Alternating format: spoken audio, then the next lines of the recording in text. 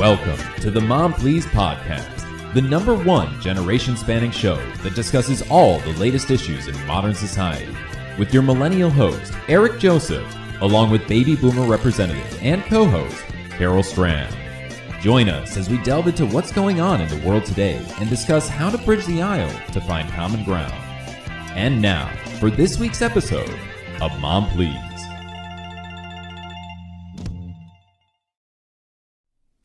Hey everyone, and welcome to another episode of Mom Please, the discussion and debate show that spans generations and tries to make some sense of everything that's going on in modern society. I am your millennial host, Eric Joseph, and I am joined by my lovely baby boomer co-host, as always, Carol Stram. How are you today, Mom? Hey, I'm great. Thanks for asking. As everybody knows, Eric and I are mother and son. We always seem to find ourselves into these big discussions, and sometimes we don't agree. And when we don't agree, we try to keep it civil and respectful. And today we're going to talk about this book, The Subtle Art of Not Giving a subtitled A Counterintuitive Approach to Living a Good Life by Mark Manson. So that's where we'll start. That is right. That is right, Mom. That is right. So we both read this book before today's podcast, and we both wrote up our thoughts on what is in the book. So we're going to talk about what we read, chapter by chapter, and provide you guys with our own thoughts and personal insights on Mark Manson's self-help philosophies. So, Mom, how about you start telling us about our author, Mark? Okay, Mark Manson is 41 years old. Okay. He went to Boston University and he has a degree in international relations. Okay. That alone to me makes him very thinly qualified to be giving life advice. Sure. Because he's not like Dr. Laura or Dr. Phil, who, by the way, both do actually have PhDs, one in clinical psychology and one is also a certified marriage and family social worker. Okay. So they have some credentials. Sure. And I also think he's too young to be doling out advice, because at 41, I just don't think you've lived enough life to be able to tell other people how to live theirs. Yeah. I think it's a longer process than that. So I have no love for self-help books. I think real therapists, bona fide therapists, that's the way to do all of this. I think what a self-help guide can do is perhaps awaken something in you that you're not too satisfied about your own life with. Okay. And so at best, I think it's like a kick in the pants to kind of start your journey if you want to change in some way, shape, or form. Sure. But again, in this case, I don't find Mark Manson to be qualified nor seasoned enough to provide great advice. And I'm really offended that he uses the F word in the title, because I think he's just trying to get our attention. Probably. And it's clearly working, because this book has been on the New York bestseller list for 327 weeks. It's a pretty long time. And it has sold 20 million copies in the world. Wow. Okay, so it is something that people are reading. Yeah, and people they're are resonating interested with. in. So given that, I thought, okay, let's delve into this. So in summary, the book it talks about all of us have issues, all of us have life experiences and problems. And his idea is the key to life is not to give about more things. The key to life is to give only about the things that align with our personal values. Okay. So a key to a good life is not having better things or better jobs or better houses or travel better. It's about caring less. Okay. And at a very high level, he wants you to limit the number of you give. Oh, okay. Yeah. Meaning sure. he wants you to choose the things you care about intentionally. Yeah. Well, that's good, because I only have so many to give, Mom. Right. Right. Well, we all only have so many. All of us are in that boat. Yeah. And happiness comes from solving meaningful problems. Okay. And you should think about values over goals, because good values are controllable and reality-based. Okay. And you're responsible for your reactions to your circumstances. Yeah. Right? Right. And whether or not things are your fault, you're still responsible for the way you react to things. And failure and rejection are not bad. They're good trajectories for further growth. Okay. Yeah, that makes sense. And heard that a lot. And you should be aware that we all will die, and we should have an awareness of our own mortality. Oh, wow, that's so depressing. I know. Why? I know. Now, two things I have to say about this. Yeah. One is that this audience of his book is not people who are waiting in a bread line. It's not people who can't put a meal on the table. Yeah. It's not people who are working 3 jobs, struggling like paycheck to paycheck. It's really geared towards people like you and I. We're white, middle class, we're highly educated, and basically those kind of people left to their own devices can create all kinds of problems for themselves. That is true. Right? That is true. Right? Yeah. Now you and I, we have enough. We have enough TVs, we have enough iPhones, we have enough dogs and cats. We have so much stuff that we don't even know what to about. That's an interesting idea. Right? Yeah. So in my case, I really admit that I do like nice things. But does that mean that I'm clueless about what to about? And I don't think it is, because recently, just hold on here, recently I moved, right? Okay. And when I moved, I was very intentional about releasing myself from a lot of stuff. Okay. So things that were super important to me before, like China patterns, I just got rid of all of that, and I feel great. I feel kind of unencumbered. So I don't know. I don't know. What do you think about that?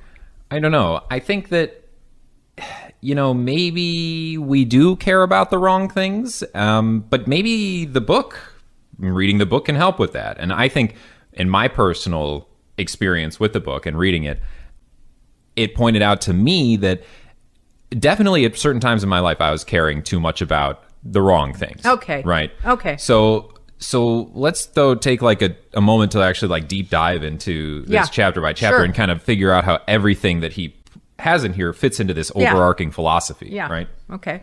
So the first chapter, the introduction, it opens with this idea of don't try, stop trying.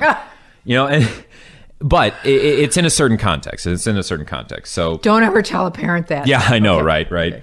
So Manson opens up with this idea that constant positivity is actually a really toxic thing.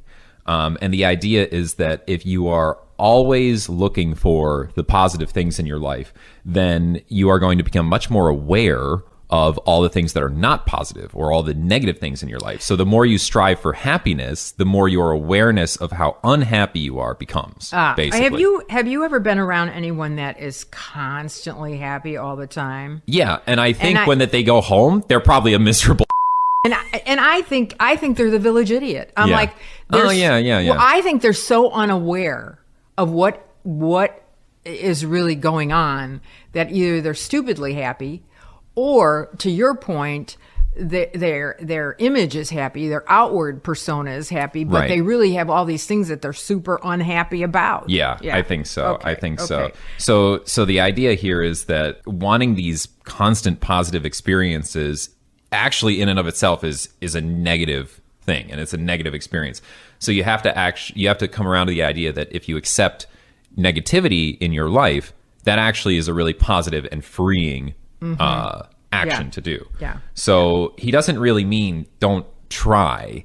It just means that you want to discriminate when you need to try versus when you don't need to try. So he wants you to narrow the things that you're like trying really hard at. Do these things, and then everything else I'm releasing and letting go. Right. Okay. Right. Okay. So chapter 1 continues with that idea of don't trying, and it kind of tends to point towards like society's expectations of us right now, where society pushes you to be exceptional. We all, at least my generation was raised with this idea that we're all unique, special snowflakes, and we all have some thing out there that we're like meant to go do, and you just gotta put yourself fully into whatever it is you're doing, and you'll go be that thing. You'll go make it happen, and that's just not true.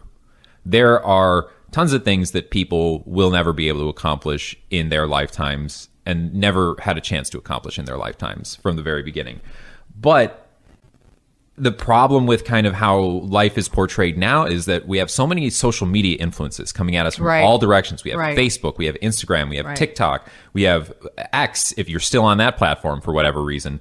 And everything shows you how either funny people are, or how interesting their lives are, or how skilled they are at some task. And you're left there thinking, wow, what the heck? I'm not good at any of these things. How do I do that? How do I get that? How do I experience this exceptionalism? Right.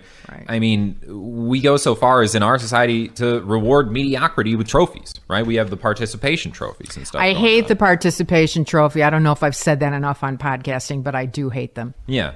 So I think, what Mark kind of tends to tell you is you've got to stop focusing so hard on thinking that you're exceptional and that you're so much more special than everybody else. Eric, you're not a unicorn. Right. Wait.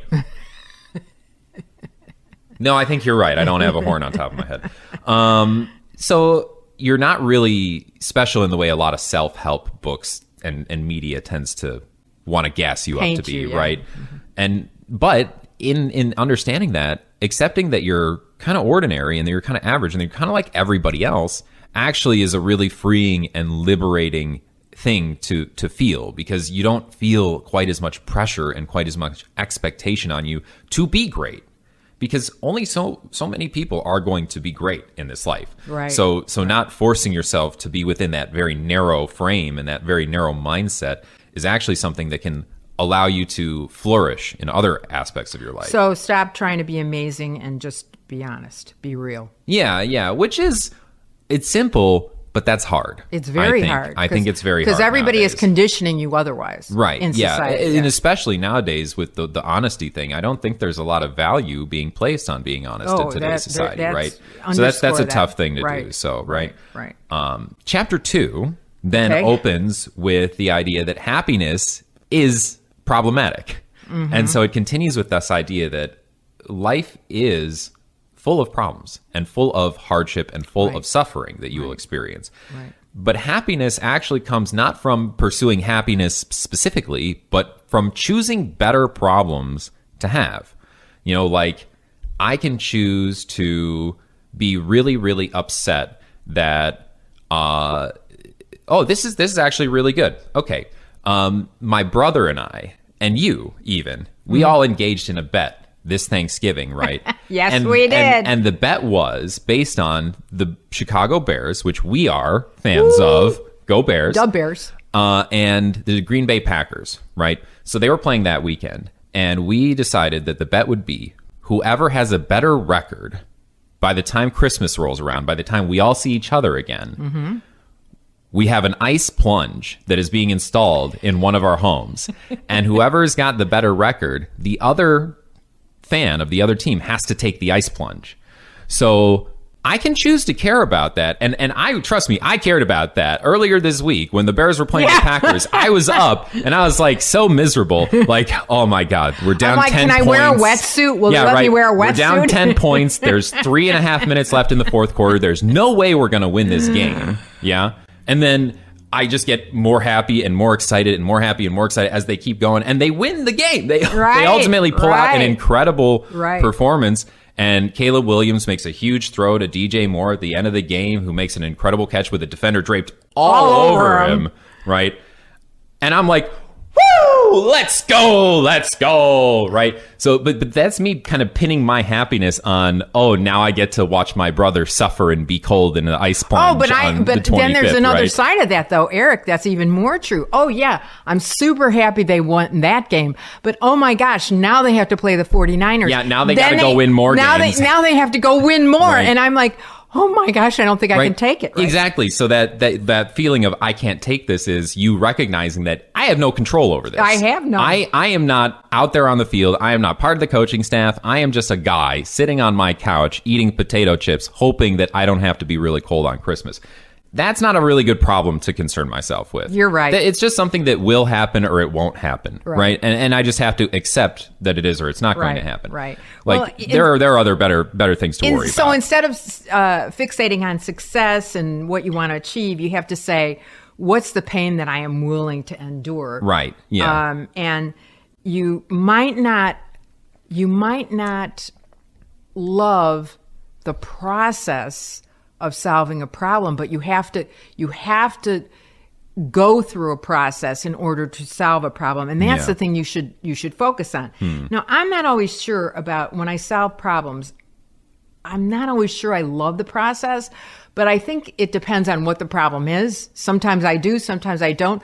But I do recognize that when I am barreling through a long process to do something, that it is invigorating.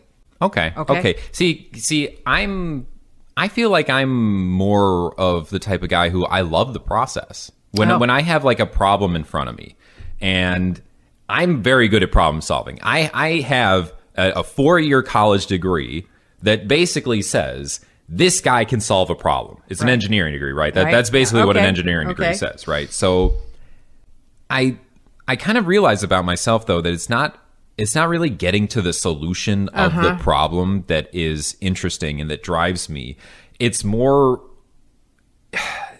and I know this is going to sound like super, super cliche, but it's more the journey than the destination is what is giving me value and what is giving me joy. Right. And I don't really think that I understood that until I started reaching more destinations that I had kind of set for myself. I have these like goals that I set for myself. Right. And that's to my point about Mark Manson. About the experience I don't think right? he's had enough experience to really provide, substantive information on where you should be to somebody else. Right.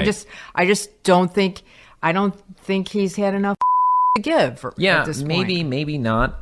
And kind of what I realized, especially about the whole reaching the destination bit, as I reached more and more of these destinations, I gained more and more of my life experience that is informing my views, right? Is that I get to that place and then I kind of sit there and I think, okay, like now what? Right. Like where do we go from Right. here? What do I do now? And a lot of the time it's like you want to take it that next logical step, that one step further. So let's say like if you're really into cooking, maybe instead of like the next steak that you make, maybe instead you're a grill master. You do everything for meat eaters. Yeah, right. For meat eaters. Like you're a grill master. You really love doing it on the grill. Maybe you try to sous vide it next time and you have it in the bag of water and you bring it up to temp and then you just do like a quick flash fry. I don't even know what that is, but I'll trust him. Yeah, no, it's just a different way to perform, to do a steak, prepare. Right? And it's considered a little bit like higher end. Yeah. Yeah, thanks. If you're an academic, maybe you're going for that PhD in whatever field of your choosing, whatever field of your study. If you're an athlete, maybe it's trying to like progress to that next tier of difficulty in your progressions, or spending your off season like really hitting the weight room hard so that you can build up and be much more like muscular and strong for the next season or something like that. But I think the thing that those are great examples of things that are meaningful to people. Yeah. But I think what he's trying to get us out of the habit of is that if it's an objective or a process that's meaningless, then when you get to the end of it, it feels very empty. Yeah, I think so. I think so. So he wants us to focus on, when we go through these journeys and we go through these processes, something that does give us meaning. And we'll talk about the idea of meaning later on in the podcast, because he does definitely go into that. Mm-hmm. But I think what I'm kind of trying to allude to is the idea that every beginning is the start of some other place's end, or said in another way, every ending is the start of another beginning. Right. Life is like a series of journeys that you take. So I do think that you have these small moments that are dedicated to like reaching that goal and achieving that thing and celebrating that. But most of your life is the journey to get to that point.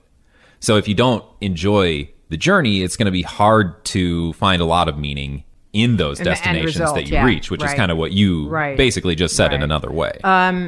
Okay, so that's pretty interesting. As for the process, I think things change for you over a lifetime. Definitely. I mean, I'm well over 60 years old, and I'm always looking to solve new problems and improving, right? But I I just assumed that was human nature, that everybody was wired like that. I don't think that's the and truth. I guess That's that's not true. Now, the other thing I was going to say is that, when I was younger than you, in my 20s, my career starting and whatnot, I would go into work in the morning and I had this endless to-do list, like 20 items on it, and I'd be like, I'm going to, and the last one on the page was always saying lose 15 pounds. Oh my gosh. Optimistic, that list, very huh? very optimistic. And then what was funny about that is so then I have my first baby and I'm at home with an infant. Yeah. Then my list turns into this. Well, I took care of the baby today. Maybe I got a shower. Maybe I washed some clothes. Yeah. Maybe I made dinner. Maybe I washed my face. I mean, it's such a... Nothing about those 15 pounds anymore. Right. Those 15 things that I thought were important were not as important as keeping a little person alive. Yeah. Well, I mean, that's definitely true. Yeah. So anyway... I do love the idea that, as you said, the internet and everything really exposes us to a whole world of delusion. Yes. That everybody else is happier, skinnier, smarter, more beautiful, whatever. Yeah. Way cooler. And he's trying to... Manson is trying to get us to be more grounded than that. Yeah. Right? He's trying to get us to care about things that are more valuable. How can I be happy by virtue of what are the problems that are worth suffering for in my life? Yeah. Okay. Yeah. Right. Okay. So then chapter 3 comes and he talks about this idea that we're not special. We're not all unique snowflakes or unicorns or whatever, our parents told us when we were kids. And that's okay, because everybody feels average or insecure when they compare themselves to those representations on social media, on the internet that we see, because everybody seems so exceptional on the internet, right? Yeah. Now, the thing about being exceptional, though, is, and this is what they don't show you, that getting to that point requires a long period of repeated failure and effort over an extended period of time, that you have to put all this work in, and you only really get to show small snippets of what that work entails, right? Right. You get to the end result. I mean, that's the old Thomas Edison story where, the light bulb wasn't the end result. It was a happy failure. Sure. And he went through many iterations of that until he got there. Until he gets to that point, right? Or that very famous Michael Jordan quote, I'm only a success because of so many times that I've failed, or like I did this, I failed, I did that, I failed, I did this, I failed, and the only reason I am a success is because I failed. By the way, Mike, love you.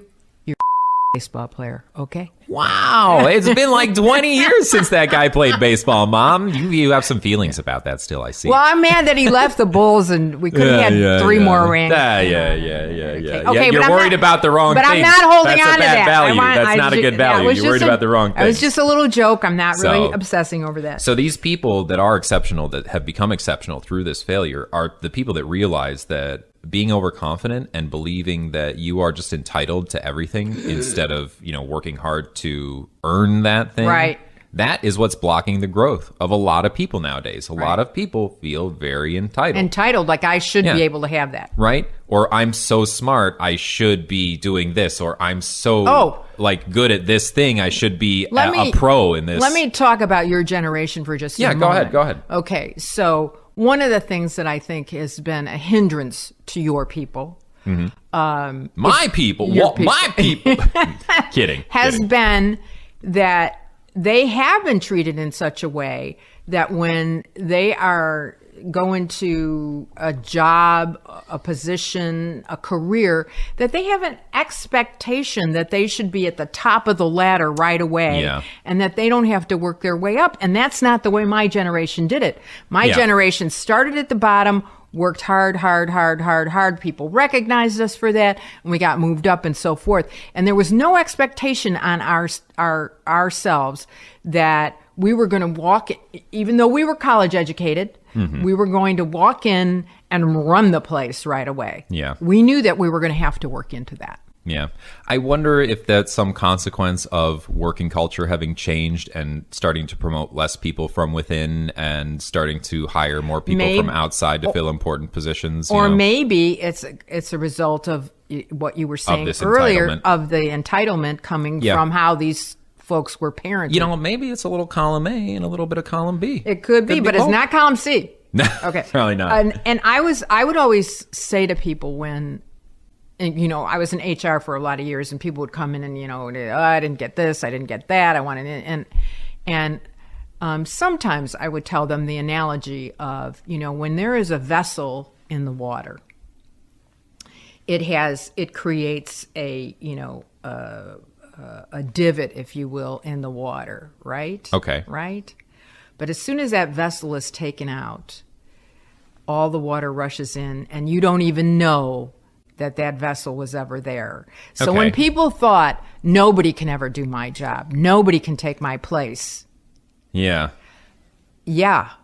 anybody can do your job, and many people can take your place. That's a really, really funny thing, because I think somebody, I'm going to get a little political, and this is a little bit of a shot, actually, at the left, which I believe myself to be a part of, but I'm going to take this shot. I think a lot of the problems that we are experiencing in today's political culture stem from the Supreme Court having a very, very heavy sway towards right-wing ideas, and having like 7 people on that Supreme Court that tend to be more sympathetic towards that political viewpoint. Ruth Bader Ginsburg had a chance to step down in Obama's presidency when he could have appointed a more favorable judge to the left-leaning ideals, and she did not, specifically claiming that she was so good at her job that no one could step in and do it. Right. And it's very, very interesting that you throw me that. I've never heard of the divot in the boat analogy. That's a very good one, though. Yeah, somebody could have come in and replaced her. Exactly. And somebody eventually did, and it ended up being a person who we didn't want in there. Okay, and who some of us didn't want. Okay, and we're off topic here a little bit. Off topic, but just wait. Yeah. I want to react to that. There's 2 things I think about that. One is, if you talk to anybody who is a barrister or in the law, they will often tell you, and anybody who has studied government, that the Supreme Court was supposed to be impartial, right? Yeah. Okay, and so now it's morphed into not that. Now it's, partisan. Now it's partisan, which that's the first flaw in it. Yeah. And then the fact that people are artificially blocking a vote so that you can't get people in there. So it is so out of balance right now that some of the decisioning, it boggles my mind. Yeah, okay, so let's get back on track. Anyway, back onto the book. And this is actually a good segue into it. Suffering. And the value of suffering in our lives. Now, there's always going to be suffering. You're always going to experience some form of suffering. And what you care about when you are kind of feeling these feelings, that is a big determinant of your quality of life. Right. So bad values. We've talked about this a little bit already. Material success, validation from outside sources as opposed to from in here, and pleasure. That leads to fragile happiness. And a quote in the book is this: "Pleasure is a false god. Research shows that people who focus their energy on superficial pleasures end up more anxious, more emotionally unstable, and more depressed." So pleasure is the most superficial form of life satisfaction, and therefore the easiest to obtain, and of course the easiest to lose. Right. So you have to reset your life, and you need to get rid of the coveted values, being envious of your neighbors, being envious of your family members, flaunting all the new toys that you have, whatnot. What might be the good values we should be thinking about according to Manson? Well, Manson throws out the idea that good values are things that are reality-based, things that are socially constructive, things that are controllable, so not, like I said, the bears and their, success or failure, and what might have an immediate effect on your life. Mm-hmm. So what does that mean? What does that mean? Right? So honesty is a good example of this. You can control how honest you are. You can lie, you cannot lie, right? You can lie a little bit, you can lie a lot of it, yeah? But it is based in a reality, and truthful feedback is helpful to others. So if you're always truthful, what you're saying is based in a reality that you believe is to be true, to exist. And it can be something that other people can then take and maybe use it in their own lives. Other values that instill these criteria also include creativity, thinking of new things, trying to be original, generosity, being able to be selfless and give when you need to give. And that could be financially, it could be physically, it could be mentally, it could be a lot of ways. It could be a lot of ways. And humility, knowing that, I should be humble about the things that I do, not having an overinflated sense of ego about all these good things that you're engaging in. Right. Well, the pleasure idea is interesting to me because this made me think about it, and we're in the season of Christmas as well. We are. Right. And so I started to, I've been doing a lot of Christmassy things, getting my house ready for family to come on Christmas Day. Yep. And I love the anticipation of the holiday season. I love the caroling. I love planning. Wait, your name is Carol. Is that know. why you love it? Well, just, I was born on Charles Dickens' birthday too. Oh, fun.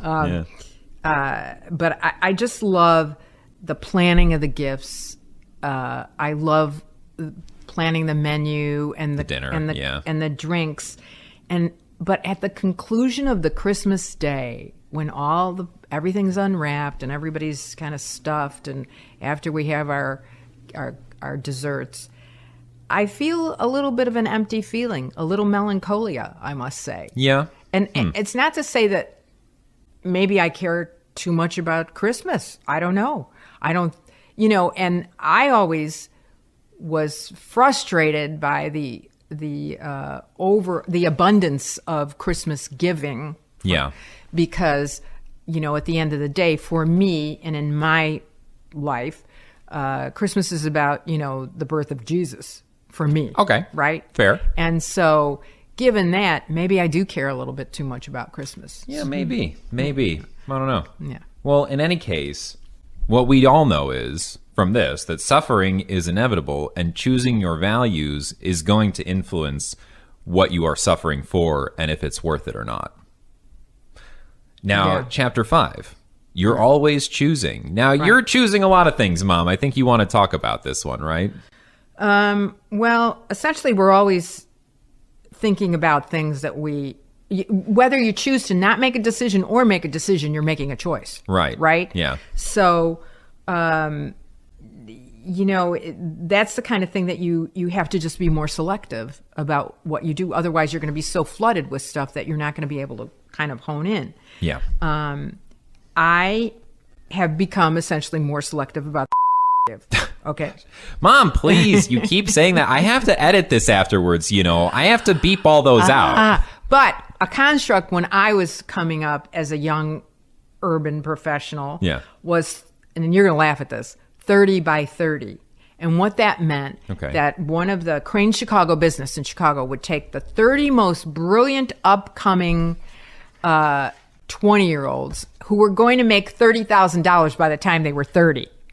Oh, wow. That's a lot of money. Damn, guys, 30,000. So I thought that's crazy. That's half my starting salary at AT&T when I was just fresh out of college. Wow. I mean, that's, it's all relative. Yeah, anyway. No, fair enough. But could buy a car with a penny back then. What I'm thinking, maybe 2 pennies.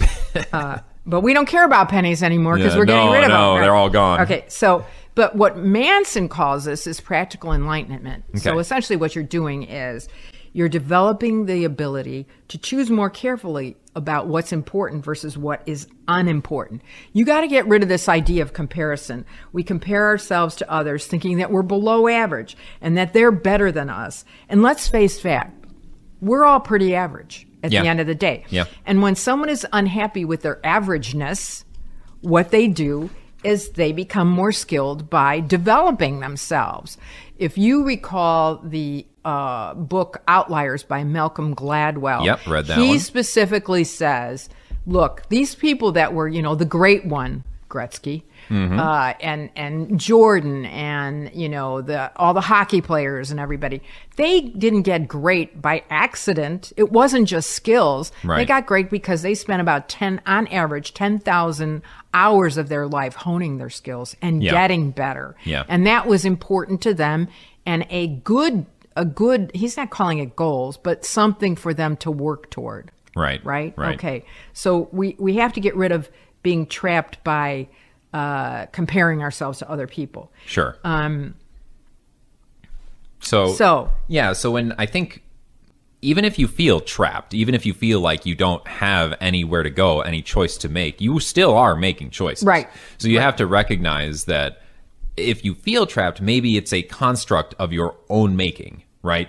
So we do in our own lives, we all have to kind of take responsibility for things that happen to us. And that doesn't mean that you are at fault or you are to be blamed Right. for all the things that happen to you. But if something does happen to you, you can't just like brush it off to the side and be like, nope, that didn't happen. I don't have to deal with it. I don't have to think it. Like if you're married and your wife comes to you and plops divorce papers on the table, you can't just throw them in the trash and be like, nope, that's not happening. Right? No, that's just not going to happen, right? I know. Once you get the papers, it is happening. Yeah, right. So you have to own your reactions once something like that does happen. Right. If you just see yourself as a victim, it removes your agency and it removes any ability for you to interact with the thing that is causing you an issue because you think that you can't affect it.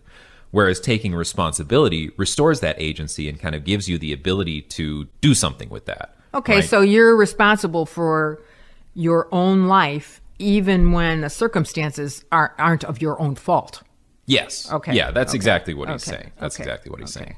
So moving into the next idea, into the next chapter, chapter 6, is that you're wrong about everything, but pretty much so is everybody else. We're all kind of wrong about things. Right. And this is kind of an interesting idea that I've explored a lot with my own personal therapist. Yes, I am in therapy, guys, and I highly recommend it, by the way. As do I. So I always used to think that I'm a pretty smart guy, and I would think that my personal viewpoint of how the world is so much better and so much more correct than everybody else's. Wow, there's some growth. Everybody else is an idiot, right? Right. Now, it's come to my attention that everybody views the world through a very subjective lens. Yeah. We all are experiencing life from our own perspective, and that perspective is influenced by a lot of things that influence us to think certain ways and adds inherent biases to the way that we perceive how the world is. So even though I believe that I am perceiving reality in a completely objective and clear manner, objective isn't really a thing. There's almost nothing in this world that is truly objective because we all experience the world through our own subjective lenses. Okay, how about the sun rises every morning? I mean, if you close your eyes, does it? Do you see the sun? Okay. And if you think about it, the sun isn't moving. We're the ones moving around the sun. Yeah, no, I didn't say anything about that part. The sun isn't actually rising or falling at any point in time. So, we're moving around okay, it. are you just trying to be right? Right? No. I'm just basically trying to say that it depends on your perception. Yeah, and I get it. And the context, I get what you're saying. Right? I get what you're saying. So our beliefs are Right. often wrong or incomplete. Mm-hmm. And in order to grow, we have to question what we believe to be true. Right. I think that one of the constructs that Manson spends a lot of time on is certainty. Yes. Right? Yeah. How sure you are of and something. how certain you are about everything. And that doubt is healthy. Like, when somebody presents something to you, it's okay for you to say, well, tell me more about that. Yeah. Or, and to kind of delve into it a little bit because they are so certain about it, but you get to ask questions about it. Right. But having to be right all the time, I don't know if you've ever encountered anybody that has to be right all the time or has all the answers.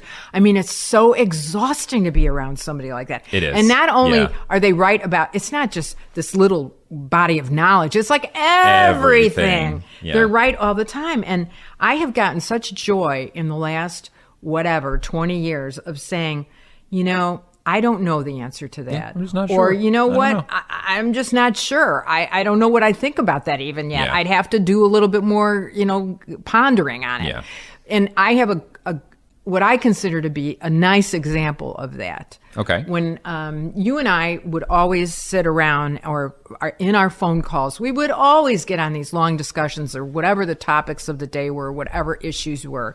And at some point, I think we were in Michigan with our extended family, with your brother and sister, and somebody said, you guys should talk about this. You should do a podcast. Yeah. Right? I remember that was basically the inception of the Mom Right. Please podcast. And you know 2 what? years ago. We didn't know anything about how to do this. Nothing at all. Nothing, zero. And maybe we still don't, right? Right. Okay.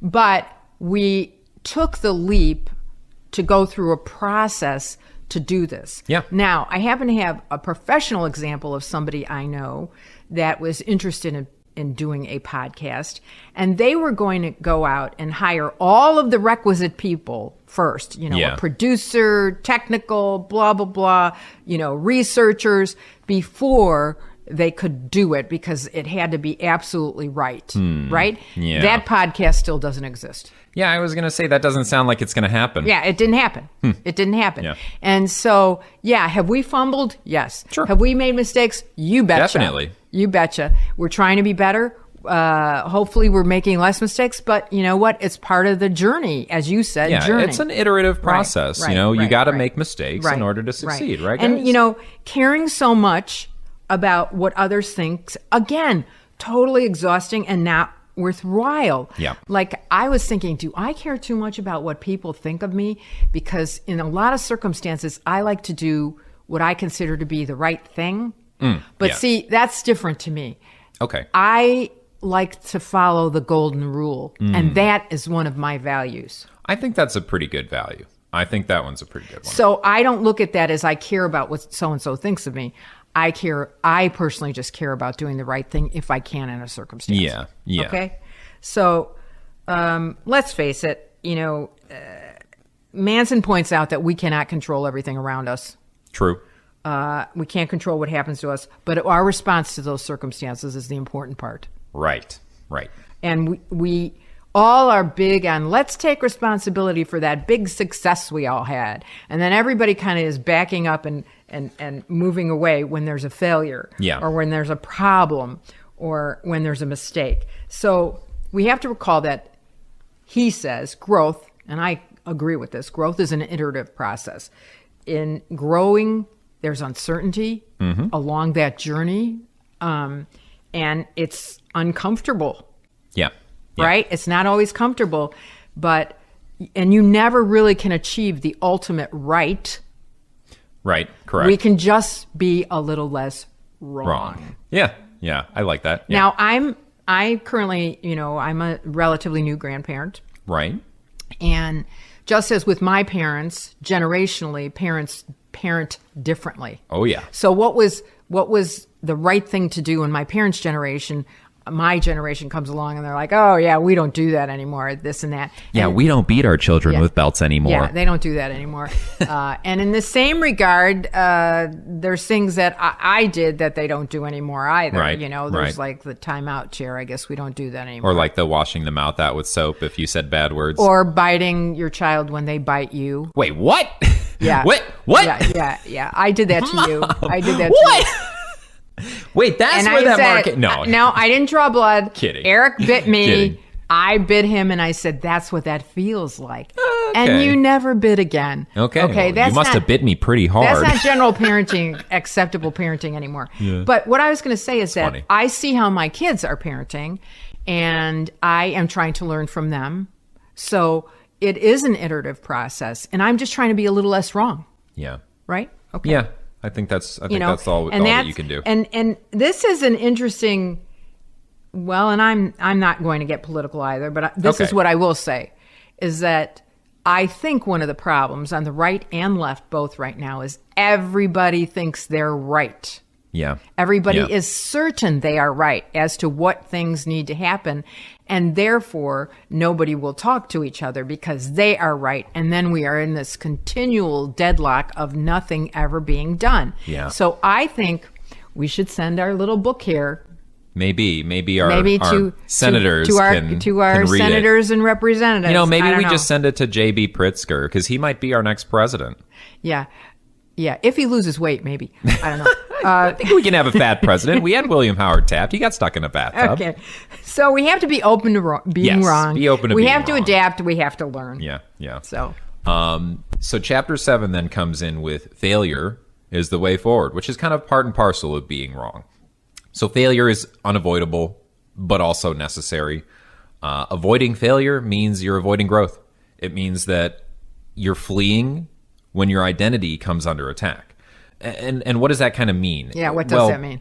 So Manson talks about his personally self-styled Manson's law of avoidance, which says that anything that tends to threaten your identity or what you perceive your to be identity your to be, identity, yeah, what you think yeah, your identity might yeah. be, we don't want to experience that. We avoid it. We go away from that, right? So he gives examples of writers and artists that won't publish their work because they don't think that people are going to like their work. You know, Right. they have these grandiose ideas. Oh, I'm going to be an author, but then they never put a pen to paper because they just are so worried about what people are going to think when they actually write something down. Right. Well, you know what he says something about that. He says, in instance, because he writes. Yeah. He says, you just have to sit down and you write in one day 200 shitty pages, 200 crappy and you words, get yeah. 10. You get 10 great pages out of it. Right. And so that's that whole idea that it's iterative and it's a process that you have to go through. And that like you want to always be trying to do things. You know, I've come under the understanding that repeated effort, regardless of the quality of effort that you put in, Right. is very, very important. Now, you do need to put in some quality effort. Sometimes it can't just all be a bunch of like low effort, right? Right, You have to right. actually try hard sometimes, but it can be hard to try hard all the time, which is why you need to try easy sometimes to make sure that you're actually putting yourself in the mindset that you can try hard and you Right. can get those good Right. 10 pages Right, out, right? right. So, we have all these ideas that are attacking us all the time, but Manson says, don't worry about that. Put it out of your mind. Instead, practice Buddhism. Buddhism throws forth this idea that, or puts forth this idea That's that, what Tina Turner did yeah. to get rid of Ike. Oh, geez. Yeah. Okay. Oh my gosh. So he wants you to consider the idea, this Buddhist tenet, that identity is an illusion. Mm-hmm. What you think of yourself is not necessarily who you are. Mm-hmm. And I am reminded of another book that I read. When Uh-huh. I read this, I was reminded of this book that's called In the Name of Identity: Violence and the Need to Belong. And this book is written by a French Algerian author by the name of Amin Malouf. And Malouf tends to he purports this idea that in a search for one overarching identity to align with as a person or as a group of people, people often come into conflict and violence with each other because of it. And in his personal case, he Yeah, I kind was of gonna say, give me the example of okay, so that. he struggles to cope with the colonial trappings of French Algeria. Algeria is one of the northern African nations Right. that was colonized by France during the 1700s and put under a brutal oppression. And to kind of recontextualize for a lot of our viewers what exactly the feelings are between French people and Algerian people, you remember in that one World Cup, I think we've talked about it before, where that Zinedine Zidane headbutted that Italian guy. So Zidane is a French dude, and I believe that the other player called his mother and sister Algerian, and that is what incited him to headbutt this guy. So clearly, a French person being called something Algerian, and especially a negative Algerian Right, thing, is a right. very, very heavy insult to lay Right. at somebody. So there's clearly a lot of feelings there still present and left over from Right. the colonialist era. Now, he has all this baggage right? But he argues that, well, the more that I think about this, the more that I think, well, why do these things matter? Does it really matter that much that I'm French? Does it really matter much that I'm Algerian? Does it matter much that I'm male? Does it matter much that I'm a human person? Like all of these things, a lot of people are these things. Right. So to kind of construct an identity around one of these very, very wide, overarching identity qualifiers that none of us really choose, right? Right. Like I didn't choose to be born American. I didn't choose to be born into like a Christian family, right? But if we focus too deeply on any one of these things, it can cause a dangerous oversimplification that can lead to things like Christo-nationalist fascism, which is something that we are struggling with in our own nation right now at the highest levels of our government. So something becoming the end-all, do-all? Is that what you're saying? Yeah. Basically, something that you were like born into that you don't really have any control over becoming a huge part of your personal identity can lead to some very serious consequences. Nazism, for example, has its roots in that idea. So this is something that I very much agree with, his idea that identity is kind of an illusion, and the less we focus on that particular identity as individuals, the less power that we give to other people who might use that in a bad way and sway our opinion kind of on things. So that was just an interesting aside that I saw in that you picked Manson's writings that I believe is resonated in the writings of other authors, that identity and this Buddhist philosophy of identity being an illusion, I do actually think is a very positive thing that he brings to the table. Of that. Yeah. Well, you know, I've spent a lifetime in volunteer organizations, right? And I'm always the kind of person that would get involved in it, see how it could be better, not limited by the status quo. Let's think outside the box a little bit. And I'd eventually get into a leadership position, and I would try to leave any organization in better health than it was when I got there, right? That was kind of the way I saw things.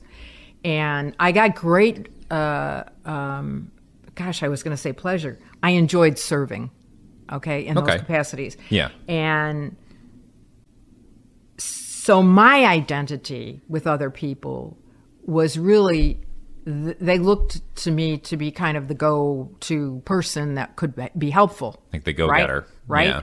And so people still seek me out to participate in leadership positions. And now I'm at the point of my life that I want to focus on my family and my friends.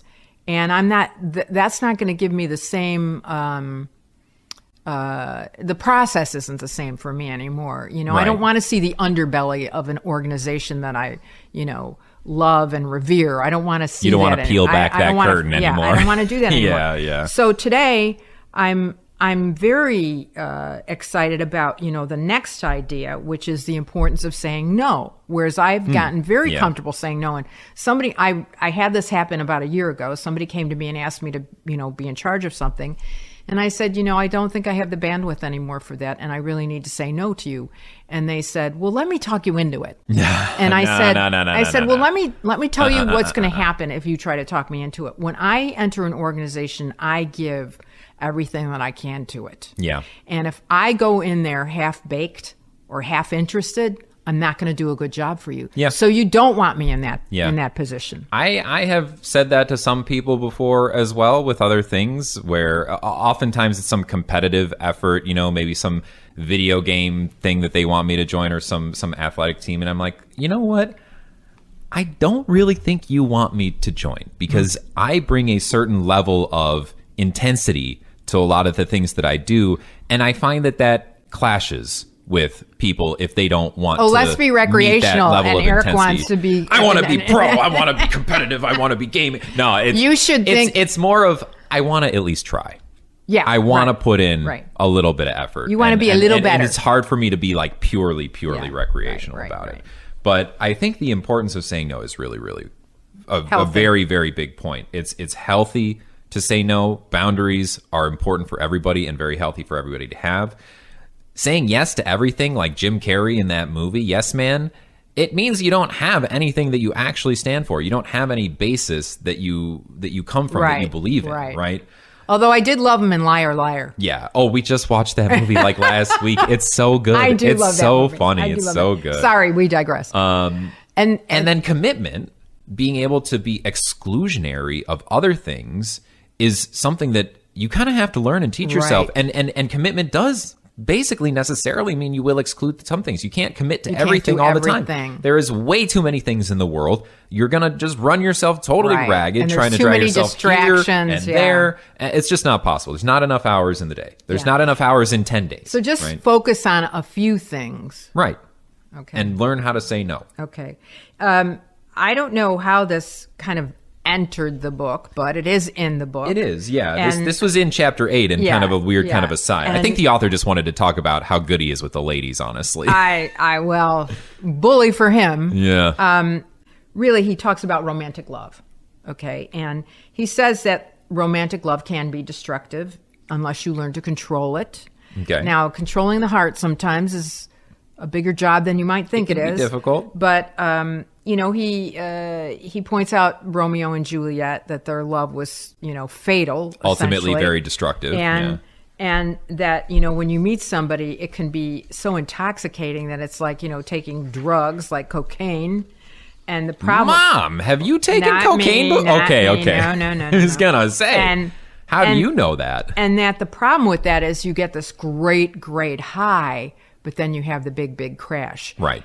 And so that he's just saying you have to manage a romantic love in a healthy way so that both people are equal partners, wholly invested in each other, wholly supportive of one another.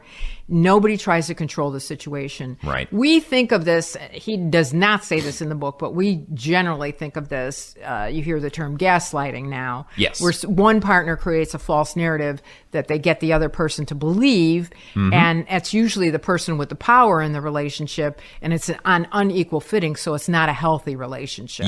Yeah. So he's saying, look, when you think about romantic love, you do have to be intentional about being involved with somebody who thinks of you as an equal and is respectful and caring for you in all aspects of the relationship. So he's not like you just fall head over heels in love with someone and you do anything and everything for them. You trip over your own feet to lay out the red carpet so that No. they don't have to. It's got to be. It's got to be equal. This person likes this person as much as that person. Like everybody's got to like each other as Right, much as the other right, person, right? right. I find that to be generally true. I think relationships where one person is way more into it than the other And person you- ultimately struggle. Right. And you have come across relationships like that. You've seen Yes, people I like have. that. Yes, I have. Where you think one person's way more invested and you're like, where is this going to go? Yeah, that's not going to go and anywhere. it doesn't good. go Right, anywhere. Yeah. right. Okay. So, with all of that said, Manson concludes his final chapter, chapter 9, with the idea, and then you die. Oh, You know? yeah. That's like that famous thing What that is those it? What is it? rappers said, life's a bitch and then you die. Yeah. Yeah? Yeah. So, the thing is, everybody is going to experience death someday. Yes. And there are a lot of people, a lot of billionaires trying to prolong their lives as long as possible, but they will ultimately die too. we are all mortal. We are. But it is this awareness that we have that is kind of unique to humans of our own mortality and our own deaths that gives the rest of our life a bit of a sense of urgency. Like you need to kick yourself in the butt a little bit because you realize I'm not going to be here in a certain number of Right. years to be able to do this Right. thing, or I won't be able to do this in a certain number of years because my body or, like Whatever's my health right. will fail me. Yeah. And you think about it, when we study history as an example, you'll go through a period of time or whatever, and you're thinking, oh my gosh, that, you're really here for such a short amount of time. Right. Yeah. Such Yeah. a short amount of time. The author, Ernest Becker, presents two ideas about this. Okay. And that humans... This is a different author, by the way, Yeah. than the author of this Yeah, book. Ernest- this is a Ernest guy Becker. that our author talks about within Yeah. the book. And he talks that humans are unique in the sense that we have such great thinking capabilities. Okay. That we can create hypothetical situations. So the Right. problem with that is then you're always thinking, or some people are thinking, how could I have orchestrated my life differently if I had made different decisions? Right. Would I be happier if I had a different education, a different relationship, a different place to live, Yeah. a different career path, And The downside of that ability to hypothesize is that we try to create an image in our head that puts us in a place that we're worried about our legacy. Yeah, we want people to like remember us, right? We seek these immortality projects, like Yes, something that'll yes. put our name on the map, and Yep. everybody will remember us for, whether it's fashion or politics or business or religion. We fixate on an enduring legacy, and I like to think of this as oh gosh, Carol, what's your epitaph going to be? What's it finally going to say to you on your stone there? Yeah. Although I'm not going that route, but that's a whole nother topic. I always used to think, oh, my epitaph will be, oh, she had great hair. But You do have nice hair, Mom. Just, yeah, my hair. I'm not laughing at that. Yeah. And anyway, and he's saying, stick in the here and now. Forget about this legacy business. Yeah. Because if you're so fixated on the legacy, then what you don't do is get engulfed in the journey, in the process of caring about the things that are more important. Yeah. And the legacy thing, it's kind of stupid anyway, because, none of us really knows what happens after you die. But, let's say that's it. Let's say lights go out. That's it. Yeah. If that's the case, who cares about your legacy after you're dead? Right. You're gone. You don't. What's the point? What does it matter? You can't. Right. Whatever. Anyway, but I do want to say though that I resonate a lot with this idea of like the seeking of an immortality project, because when I was younger, I very, very vividly had this idea in my head that I need to leave something behind to have like a record that I existed here on this earth, right? And in this universe, right?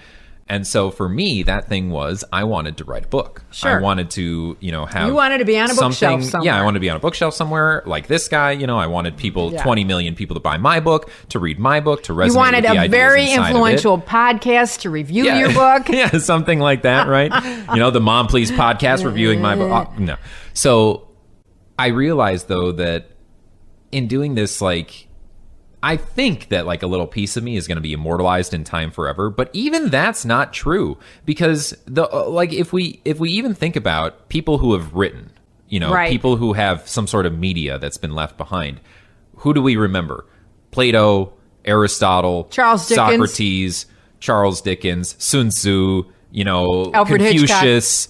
Like, there's like so few guys from just like 3,000, 4,000, 5,000 years ago that in a what is a relatively short period of time in the ultimate history of the universe, even if you write the best book of all time, you will be forgotten.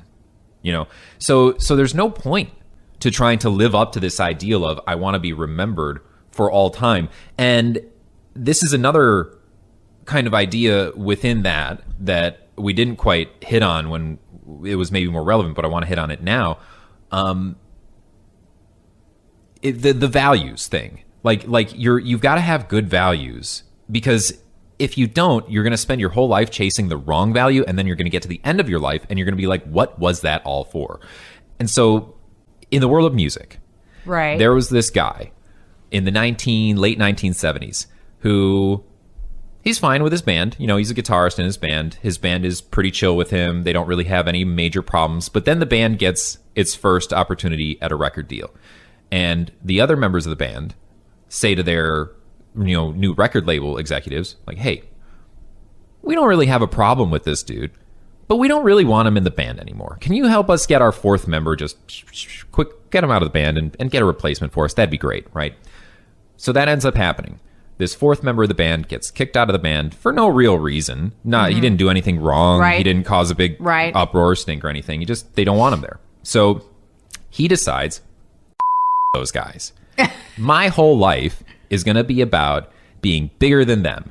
And when I'm a huge rock star, they're going to be playing really tiny little gigs at crappy rundown bars, and they're going to be loading up their really heavy equipment into the back of a crappy little van. No roadies. And then they're going to drive to my concert, and they're going to stand outside my show and try to scalp tickets so they can get in to see me. Because I'm super cool. Right. And this guy, to his credit, didn't go and flame out. He actually made good on what he said he was going to do. He became the lead of a new band. That band ended up selling 25, 30 million records worldwide, toured the world, a couple of times. And if you want to know more about this guy, you can search Dave Mustaine and a little-known band called Megadeth,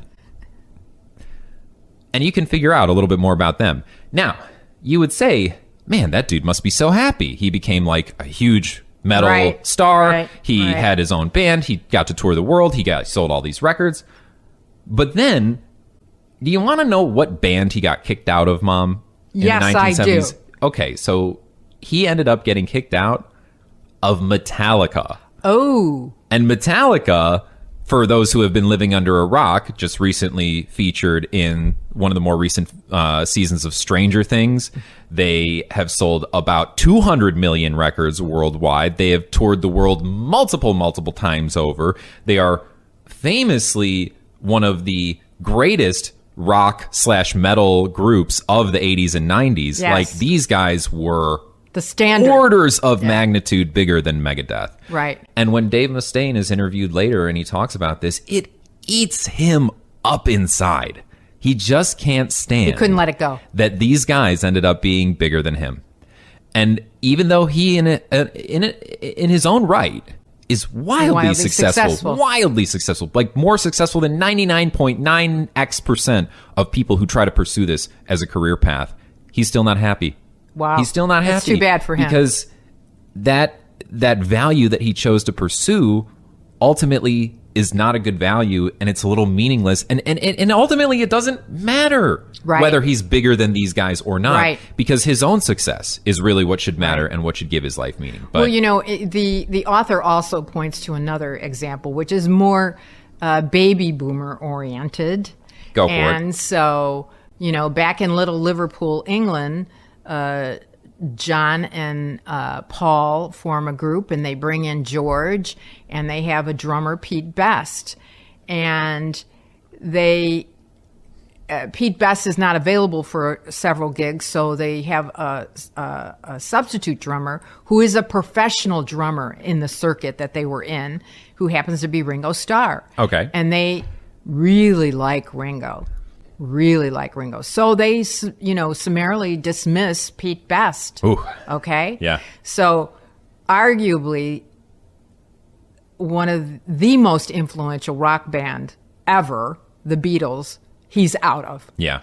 But the author points out that his value system was intact because he wasn't on the road anymore, wasn't doing, the drug of the day that they were doing. Went and got married and had a very, very wonderful life and a wonderful family. And he was interviewed and was very happy for the Beatles and happy with his own life. Yeah.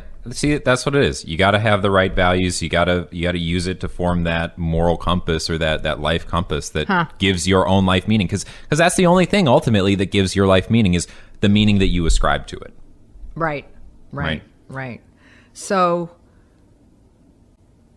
back to the message of the book. Yeah. Okay. So you only get a limited number of to give. I feel like you like saying that as much as you really detest. I don't really. Because I know you're going to bleep them. Yeah. And we should care more about the values, not the outcomes. Right. And be responsible for your actions and even the actions of others. Don't blame others. And a meaningful struggle is not being comfortable. Meaning comes from a journey where there is a process and a struggle. I've heard that you should get comfortable with being uncomfortable. Yeah, that's great. So a good life isn't one without problems. It's one with better problems. So what do you think, Mom? Well, what do you think about this whole thing? I'll say a couple of things about my feelings about Mr. Mark Manson. I really wanted to hate this book because I don't like the inflammatory use of the F word in the title. I think that's kitschy. And and what does he say? A counterintuitive approach to living a good life. I'll let you talk about that a little bit later. Yeah. But I can understand in today's culture when you have books and podcasts and videos, TV and series all vying for our attention. The only way you're going to get someone's attention is if you are, a little inflammatory. So Yeah. I get that he wants us to focus. He gets our focus. He gets our attention with this. Yeah. But I don't believe that you can just read this book and just assimilate all of these ideas that he presents, because I think that life is a process, and it is a journey, to use that silly word again. Yeah. And that as you go through your life, you become aware and you learn these lessons perhaps on your own. Like when I was in my 20s, I'm graduating from school. I'm trying to get my first career level job. I'm trying to make the best out of my options to advance my career, whether I should go to graduate school or whether not, and this and that, the other thing. And I'm really, that's where I'm at in my 20s. Yeah. I can't really think about divorcing myself from those immediate goals. And when I'm in my 30s, I'm still advancing my career. And then I'm also looking for someone in my life that might share my same ideas about family and career and things like that. So my focus, again, is not on the journey per se, right? Right. And then I'm in my 40s, and I'm worried about raising a family in a safe and healthy, good environment for them. Okay, and starting to change it's not a little. It's not until I get to my 50s that I take a look around and I say to myself, I have limitations. At this point of my life, I'm never going to be the president of the United States. Are you sure about that? I'm pretty you sure. You still have a chance, I'm pretty Mom. sure about that. Well, I wouldn't be the oldest one, that's for sure. That's for sure. And I probably am not going to win a Pulitzer Prize. Yeah. So I have to look at what I do have. And for me, that's family and friends and the few activities that I love, to do, to participate in, and travel or whatever. Yeah. But these are the things that get my attention, and they're the things that I want to pursue. I don't need to do everything. I don't need to be everywhere all the time. I have no fear of missing out anymore. That's good. Somebody That's says to good. me, hey, I'm going to this, and it's a really coveted thing, like to the Olympics or whatever. Hey, that's great. That's great. You enjoy it. Yeah. I don't need to experience that. But I do think that in order to get to where I'm at, you have to have lived the life. And I'm well over his 41 years old. And I think that that's part of it. So, and again, I am not representative of everybody in the world. Right. Yeah. There are people who cannot afford their next meal. They are worried about that. There are people worried about their lights and their heat going off in the winter. There are people who are trying to, work 3 jobs to keep their kids fed and clothed. This book probably doesn't serve those people very well. This does not serve those people because you can't at just all. say when you're struggling to keep the lights on, I don't if the lights aren't on or not, especially if it's like in the middle of winter and you need heat. Like there are practical realities of the world. So I think all these things he talks about are achievable. Yeah. But I think it's a lifelong process. I don't think it's like, let me read your book, boom, I'm there. I think it's a lifelong process. I think it's iterative. What do you always say when you're an older person? You say, oh, gee, I wish I'm as smart as I am today, but only 20 years old, but young. Yeah. And that doesn't happen. No. Wisdom is gained with age, and Right. there's just no other way about it. Yeah. Okay. And I don't even think if you could go back with all the knowledge that you had now to 20 years ago in your same body, I don't even know if you could use all that information effectively, right? So you have these certain values that you really can only obtain if you experience life events, right? And maybe you can read about some things and try to kind of understand it without having experienced yourself, but I don't know if you can really ever truly gain that experience without having gone through something yourself that should impart the knowledge that you're looking for, right? Right. So let's talk about that idea, and let's talk about some things that I thought about the book that Great. I want to kind of put Love out to there. hear it. So just to wrap up a little bit for everybody, Mark Manson's self-help book, The Subtle Art of Not Giving a it's an interesting mix of, ideas that has actually been put forth by people in the past. So this self-styled unconventional guide to living is not necessarily so unconventional. After doing a little bit of a dive on some of these ideas, I have found that it draws really, really heavily from 2 or maybe 3 major sources. And that would be the Stoic works of Roman emperor philosopher Marcus Aurelius, and that Marcus Aurelius from the Gladiator movie, who, Maximus Decimus Meridius is like, I am the general to the true King Marcus Aurelius. Yeah, that guy. Also, another Roman philosopher. Was Seneca. he played by Richard Burton? I don't know. No, it's some other. It's some other. I'm kidding. So, Roman philosopher Seneca the Younger, as well as Buddhist texts and doctrines. Mm-hmm. So it draws from these 2 major philosophies of Stoicism and Buddhism, and it kind of puts them together in a sort of modern day pragmatic type of detachment that Manson kind of wants us to understand through his work. So his major ideas are focusing too much on happiness and positivity is counterintuitive, and it becomes toxic. Most people are average, you and myself included. And accepting that leads to a higher understanding of your position in the world. Mm-hmm. Suffering is inevitable. We will all experience it. It's everywhere. It's all the time. The illusion of there being a way to not choose things. If you choose not to decide, you still have made a choice. Thank you, Geddy Lee and Rush. Right.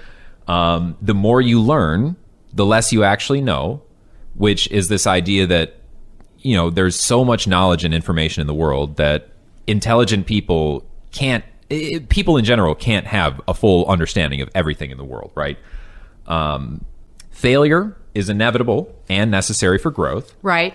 The value of being selective about your commitments and only giving so much time to things that aren't truly that important in your life. And the inevitability of death spurring you into action and giving your life meaning. These are kind of the core, this is like the core of Mark Manson's philosophy. Now, like I said, these ideas, they're not that new. But Manson probably realized that some of these concepts that were made like thousands of years ago, they don't really fit in today's modern world quite as they were written. So he's basically taking these Buddhist doctrines and Stoic works and adapting them to the modern day. And kind of an example of that, how that doesn't really fit and how things don't work, is like the Buddhist doctrine that suffering is a temporary state of existence and that it can be overcome with enough will and willpower. I don't think that that's really true. And I don't know if that's ever been true. I actually think that the opposite is true, where life is suffering. Like the existence in and of itself is kind of suffering, and that's the standard state of the human experience. And that there are only like a couple of really, really narrow definitions of escaping that like personal suffering. And you could say that maybe like billionaires, maybe those people that have all this money and can like hide themselves away from the problems of the world. Eric. Well, no. Just listen to me for a second. I'm listening. So even these billionaires in this world, we would think that their lives would be perfect, right? But they don't walk through it totally unfazed. You have people like Diddy, who just recently had an entire expose dropped on him by 50 Cent, as well as is spending the next, like 36 to 40 months in prison on RICO charges and sex trafficking. You have Elon Musk, who found out that his experience in the United States government was not all it was cracked up to be, and I don't think he enjoyed it that much. And you got those guys who went in that Titan submersible, who got crushed into human meat pancakes at the bottom of the ocean. Like, everybody is going to experience suffering at some point in time. And you have these temporary reprieves from the suffering that you experience, but I really don't think that you can ever escape it. Well, I mean, you could die, But death overcomes all things. That's not really a particularly deep and It's a profound hell of a way statement. to go. Yeah, it's not like that's super deep and profound. Now, on the flip side, if we go the Stoicism route, if we talk about what Marcus Aurelius thinks, he said that suffering is inevitable, same point of view, but that we should simply accept it as a fact of life, that it happens. And I don't think that's particularly useful either, because if you just say that suffering happens and that we just accept it, it's like, okay, so what? Like, now, what's next? So I don't think that's a Right. particularly deep or interesting Useful. thought It's not in and of itself. useful, Yeah, it's right. not useful in and of itself, right? So what I think Manson goes into, though, is that suffering exists. We will suffer. We will experience hardship. But you can kind of, if you are intentional about it and if you are capable of it, tailor your personal suffering to something that you find meaningful and that you find gives your life value. I agree with right? that. And so this idea is kind of like, and I've heard this before in other places, you choose where and when your life is difficult. So let's take that into like health and wellness, for example. If you make the effort to take care of your body and your mental health early on in your life, in your 20s and 30s and so on and so Right. forth, then when you get to your 50s, 60s, and 70s, you're probably still going to be pretty good. Your body's going to feel pretty good. Yeah, you're going to have declined a little bit. You're not going to be capable of the same things you used to be able to do before, but you're still going to be in your maybe like slow go years. We've talked about Right, the go-go right. years, the slow go years, and the no-go years. You're still in your slow go years, or maybe at the end of your go-go years, where somebody who has done a lot of drugs, somebody who's, drinking a lot, who's smoking a lot, who never goes to the doctor, who has a bunch of unprotected, sexual encounters, things like this, like rock stars, if we're going to The point people exception out. to this is Keith Richards. Like, you know that, aside from Keith Richards, he's never going to die. He is actually immortal. But look at like Prince. He died relatively young Right. because of a bunch of issues he suffered. A lot of other rock stars, like Ozzy Osbourne, 77 when he went, and he could barely stand at that concert at Well, Ashton Villa. he right? barely could- He he could barely knew who he do was, anything. yeah. Yeah, right. So if you choose the hard thing initially, yeah, that is a struggle and that's tough, but your life is much easier later on when you're not experiencing all these health problems. Whereas like some of these guys chose the really easy route early on and not care about their health and their wellness, and then later on they pay the price for it.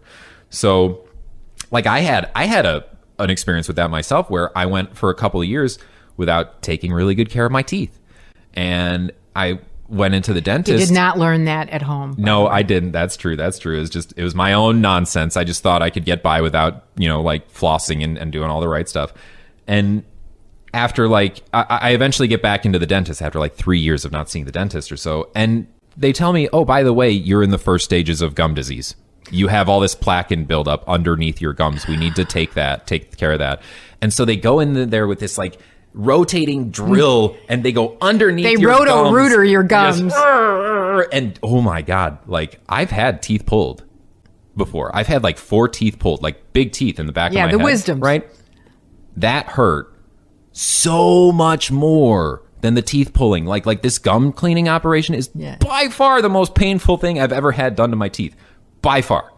So I chose the easy route of not flossing, not taking care of my teeth, but it was way more painful later on. And I had to go through this twice. I had to do it twice because they only got like the bottom half and then they got to do the top half. So like, I love hearing we got to that. choose. I love hearing that. We got to choose how we suffer. And, honestly, some suffering is much easier to go through than others. Okay, so I think I can add an anecdotal note to Yeah, that. yeah. So when I was going through my divorce, it was possibly the lowest moment of my life. Okay. And I was Understandable. despondent. I was lackluster. For 6 months, I did not get more than 4 hours of sleep a night. Oh, my gosh. I went to this is all I can muster up. I went to the gym in the morning and came back home and sat on the couch and watched bad Lifetime movies. Oh, geez. Yeah, it was pretty awful. But, at some point, the clouds started to lift. Yeah. And I started feeling more like myself. And instead of going through the motions, instead of being bitter, I said, this is a whole new slate for me. I get to be me in a whole different way. Yeah. I get to define a whole new me. Yeah. And so for all that, and it was suffering, for all that to go through and come out of it and think, that not everybody in the world gets another chance to Right. reorganize themselves, redefine themselves. And so that's the way I looked at it. And that's the way I still look at it. Yeah. And it did bear fruit for me. It did bear fruit. So. Well, that's good. Yeah. I think that, you could have, in one world, kept sitting on that couch, kept watching those Lifetime movies, and we might not be doing this today. Right. Because you'd still be there on that couch. Right. And you wouldn't want to get up and you Right. wouldn't want to spend time Right. with me. It would just Right. maybe remind you of like what could have been. Yeah. Yeah. Right. All those things. Right. Yeah. But instead, you chose a different path. Right. And you're choosing a different kind of, I guess, suffering there to go through in order to kind of retake control of your own life, right? Well, yeah, or just redefine my Or life. redefine In many what's ways, important I to just, you. yeah, I was on my own, but hey, didn't have to be consulting with anybody anymore. Right. I could do what I wanted to do, Right. in the way I wanted to do it. So yeah, I think that pretty much is most of what I think about this book. I think I have a little bit of criticism on it based on the viewpoint that the author speaks from. I think it's a very decidedly like upper middle class white experience Right. that Right. at times I literally felt like I'm being lectured to by like a suburban housewife about like my choices and decisions in life. that's offensive to me. Oh, I'm personally. sorry, Mom. I'm sorry. Apologies, but I did feel that this way at times with this book. But Well, yeah. at the end of the day, you're finished with him. Yeah, Okay. Would you read another book of his? I would read another book of his. I think that he does put forth some pretty good ideas. I think what would be more interesting, though, is I want to go and look at those Buddhist doctrines Yeah, and and texts people that this should is do based that. off People of. should do I that. want to go read Marcus Aurelius Right. and Seneca the Right. Younger People and should do see that. kind of their Stoic takes on things. Right. But ultimately, this book does serve as a very good introduction to those ideas. I don't just think thinking about it. Yeah, or just thinking about them. I don't think you quite entirely want to base your whole life philosophy just on what Manson says. But if you use it as a basis, it's not a bad place to start. Right. Now, and I agree with you on that, but I will leave us today with my thinking, which is the best philosophers that I know in the world have said, you can't always get what you want, but you get what you need. That's true. That's true. Rolling Stones. Well, in any case, I do think that each of us kind of only needs to focus on a few things and put our all into those things in life and accept that life isn't necessarily always going to be sunshine and Yeah. rainbows all the Right. time, and realize that this is all finite. So enjoy the journey while you're on it. Love it. Because as much as we like to think, we're not going to be around here forever, We're not going to be around here forever. So I think that about does it for us here today. It does. Right? It does. Right. So we will be back next month for a deep dive on Diddy. Because he has been up to some stuff in his lifetime that I think a lot of people are now just cluing into with that recent 50 Cent documentary. And it is very interesting. So we are going to go into that and talk about all the wacky stuff that happened in like the 90s, I guess late 80s, 90s, and 2000s and 2010s with Diddy. On the way out, make sure that you guys hit that like and subscribe button. And remember, as always, to mind the generation gap and keep it civil, everyone. Okay, bye now.